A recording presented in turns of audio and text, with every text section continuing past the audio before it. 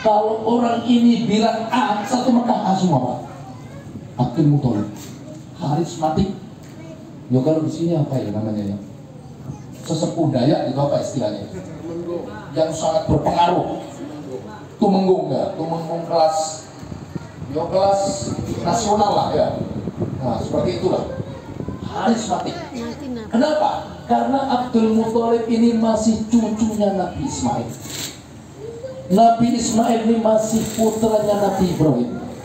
Nabi Ibrahim punya dua putra, Ishak dengan Ismail. Ishak punya putra namanya Yakub. Yakub punya putra Yusuf. Terus cucunya Ayub, Syu'aib, Musa, Harun, Dzulkifli, bukan Abdul Kifli ya. Dawud, Sulaiman, Ilyas, Elyasa, Yunus, Zakaria, Yahya, Isa. Kalau bahasa Pak Agus atau Pak Yesus kali ya. Itu cucu daripada Yakub. Siapa Yakub? Putranya Ibrahim. Ibrahim punya dua putra, Yakub dengan Ismail.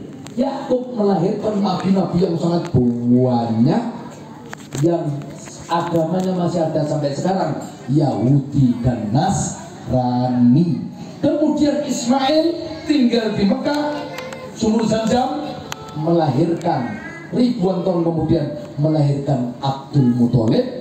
Abdul Muthalib punya putra Abdullah. Abdullah punya putra Nabi Muhammad Sallallahu Alaihi Wasallam. Maka Islam, Yahudi, Nasrani itu sebenarnya adalah agama satu nenek moyang, agama satu rumpun, masih sama-sama saudara, anak cucu daripada Ibrahim alaihis salam, disebut Abraham. Ya ini. Kalau Yahudi kitabnya Taurat, kalau Nasrani kitabnya Injil, kalau Islam kitabnya Al-Qur'an. Kalau Yahudi nabinya Nabi Musa alaihi salam, cucunya Yakub. Kalau Nasrani Nabi Isa, masih cucunya Yakub, Ibrahim juga. Kalau Islam nabinya Nabi Muhammad Sallallahu Alaihi Wasallam. Makanya di dalam Al-Quran ada namanya surat Maryam. Orang sini mengatakan Bunda Maria. Betul ya Pak Kades ya? Kemudian di dalam Al-Quran ada namanya surat Bani Israel. Ada. Kenapa? Israel itu mesti cucunya Nabi Ibrahim dari jalur Ishak. Ya. Ishak itu putranya Siti Saroh, istri pertama Nabi Ibrahim. Ismail putra daripada Siti Hajar, istri kedua Nabi Ibrahim. Maka Ibrahim disebut Abul Anbiya, bapaknya para nabi. Allahumma sholli ala Muhammad. Allahumma sholli ala Muhammad. Maka Nabi Musa alaihissalam karakternya kayak Nabi Ibrahim. Nabi Isa alaihissalam karakternya kayak Nabi Ibrahim. Nabi Muhammad sallallahu alaihi wasallam karakternya kayak Nabi Ibrahim. Satu kakek buyut. Nah ini.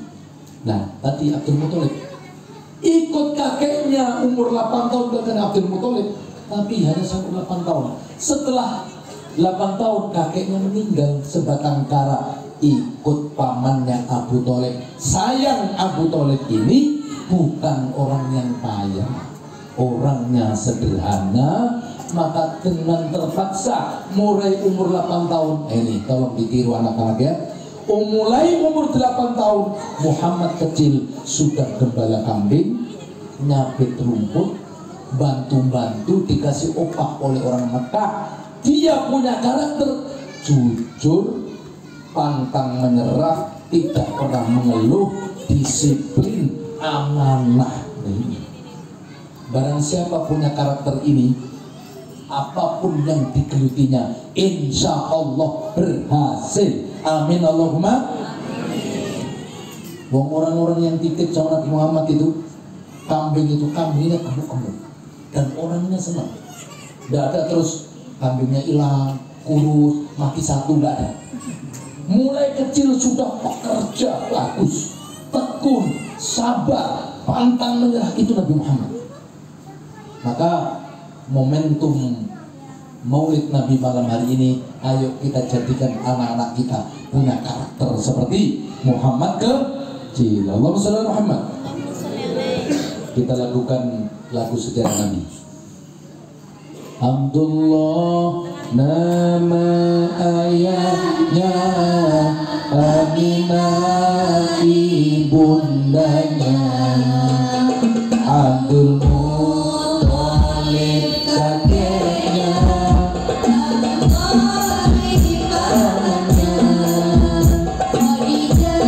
istri setia, Fatimah putri tercinta, semua bernasab mulia dari Quraisy ternama.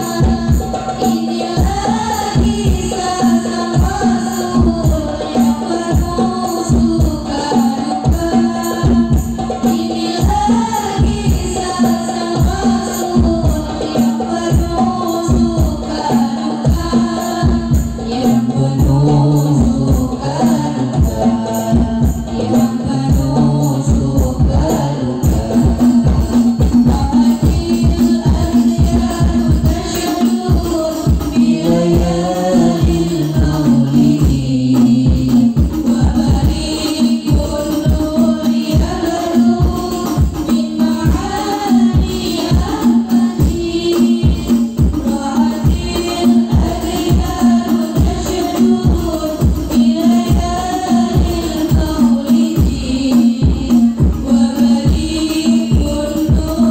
abadu min ma'ani ahmadin. Wa barikun nuri abadu min ma'ani ahmadin. Wa barikun nuri abadu min ma'ani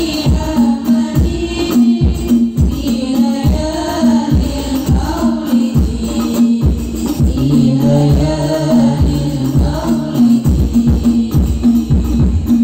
Allahumma sholli ala Muhammad. Jadi Rasulullah ini diciptakan oleh Allah menjadi contoh dari sebuah wujud kasih sayang, contoh dari sosok yang akhlaknya luar biasa.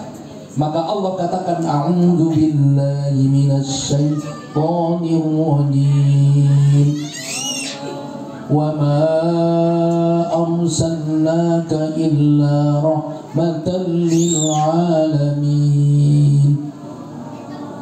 Dan tidaklah kami utus engkau Muhammad, kami angkat engkau Muhammad jadi nabi, jadi rasul, kecuali sebagai kasih sayang, cinta kasih kepada seluruh alam semesta. Maka Rasulullah itu dalam kisah-kisahnya, Pak, dengan binatang itu beliau kasih sayang. Sampai beliau punya unta, untanya dikasih nama. Ingin ikut, Bu? Punya kucing di rumah, kasih nama. Kalau ibu-ibu, bapak-bapak punya kucing di rumah, kasih nama, berarti yakin ibu itu senang atau cinta kasih dengan ya kalau nggak cinta kasih apa dikasih nama ya.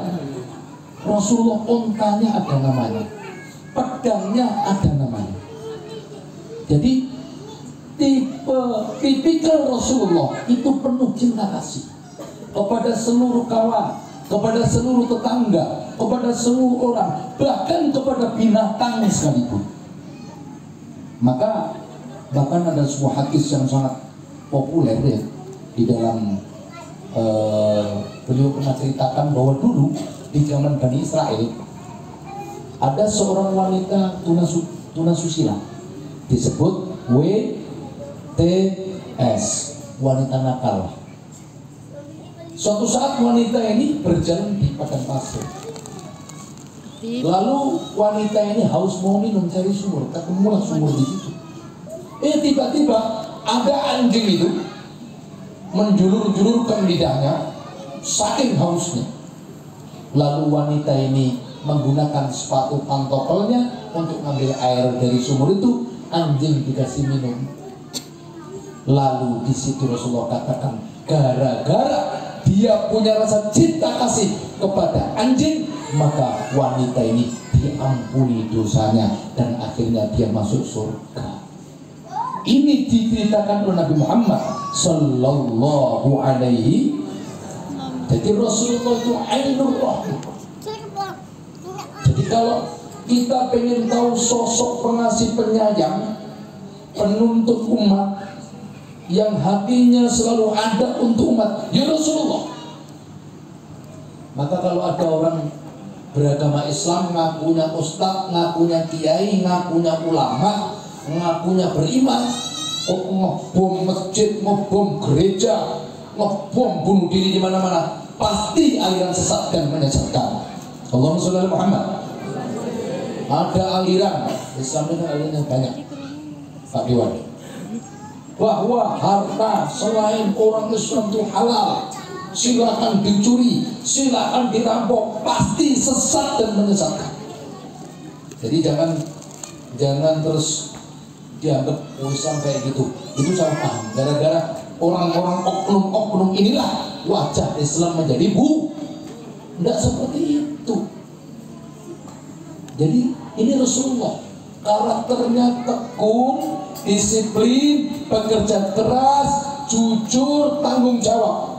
Maka jangan heran umur 24 tahun beliau sudah menjadi seorang direktur perusahaan, punya seorang bos kaya raya namanya Bunda Khadijah. 1 tahun belum jadi pimpinan perusahaan, akhirnya bosnya dinikahi juga. Kenapa? Bosnya kepincut. Nanti kepincut, Bu, jatuh hati dengan Muhammad yang umurnya 25 tahun karena dia janda.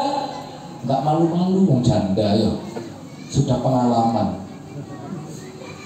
Tapi kalau gadis-gadis sekarang juga nggak kalah kok dengan janda ya. Nggak malu-malu juga kayaknya gadis zaman sekarang ini. Beda dengan gadis zaman dulu ya. Karena sudah menjadi manajer perusahaan 1 tahun, membawa barang dagangan dari Makkah ke Lebanon, Syria, Palestina, pulang. Itu akhlaknya luar biasa, diceritakan oleh pengawalnya luar biasa. Bunda Khadijah jatuh hati, akhirnya ngirim mak jomblang. Ngerti mak jomblang, Bu? Perantara. Tolong Nufaisa bilang ke pamannya Muhammad, mau enggak kalau dia jadi suami aku? Yo, itu kan dimaklum janda, jadi agresif kalau janda ya. Boleh, nggak apa-apa asal untuk nikah ya. Yo, kalau chat-chat nggak jelas, nggak ada ikatan apa-apa, jangan. Itu nanti nggak jelas nanti urusannya. Kalau nggak jelas, yo siap-siap, berarti nggak bertanggung jawab. Allahumma sholli ala Muhammad. Akhir singkat cerita, umur 25 tahun beliau sudah punya istri, sudah mapan, bahkan menjadi orang terkaya di Mekah karena istrinya itu diceritakan dalam sebuah riwayat sepertiga kekayaan Mekah itu punya Khadijah. Beliau menjadi sosok terpandang, jujur, dermawan, suka menghormati tamu, suka menolong orang miskin. Bahkan kalau ada yang kebelet utang ditolong, Pak, dibayarkan utangnya.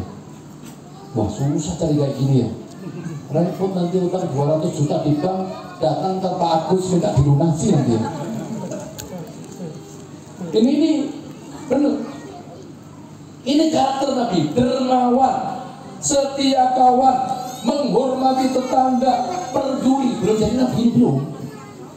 Nah, hikmah Maulid harus kita tiru. Allahumma sholli ala Muhammad. Harus kita tiru. Nah, akhirnya beliau menjadi tokoh yang sangat terpandang. Bahkan terjadi geger-geger waktu perebutan meletakkan Hajar Aswad. Hajar Aswad itu kan dilepaskan dari tempatnya karena Ka'bah direhab. Lalu pada saat meletakkan Hajar Aswad, batu hitam itu, suku-suku berebut. Suku A mengatakan kami yang paling berhak karena ini adalah kehormatan. Satunya lagi, kami tidak rela, kami mau perang. Orang Arab itu memang punya kelemahan, mudah perang ini. Maka kalau sekarang kan ada Suriah perang, Yaman perang, Libya perang. Tapi nanti di akhir cerita Rasulullah mampu menyatukan. Akhirnya beliau pada saat mereka udah mau perang, tidak mau diakurkan karena berebut mau meletakkan Hajar Aswad di tempatnya, datanglah Muhammad umur 33 tahun waktu itu.